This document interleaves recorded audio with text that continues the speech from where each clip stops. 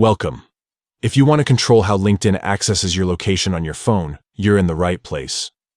Today, I'll walk you through the updated steps to enable the Ask Every Time option for location permissions on the LinkedIn app.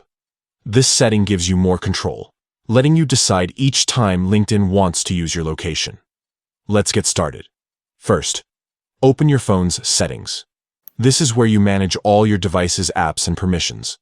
Once you're in settings, look for the section called Apps, or sometimes it's labeled App Management. Tap on it to see a list of all the apps installed on your phone. Next, scroll through the list until you find the LinkedIn app. Tap on LinkedIn to open its specific settings page. Here, you'll see several options, but what we're interested in is Permissions. Tap on Permissions to continue. On the permissions screen, you'll see all the different types of access LinkedIn can request, like your contacts, camera, and of course location. Find and tap on Location. This is where you can choose how LinkedIn uses your location data. Now, you'll see several options for location access. Select Ask Every Time. With this setting enabled, LinkedIn will prompt you for permission each time it needs your location, rather than having access all the time or never at all. This way, you're always in control and can decide when it's appropriate to share your location. That's it.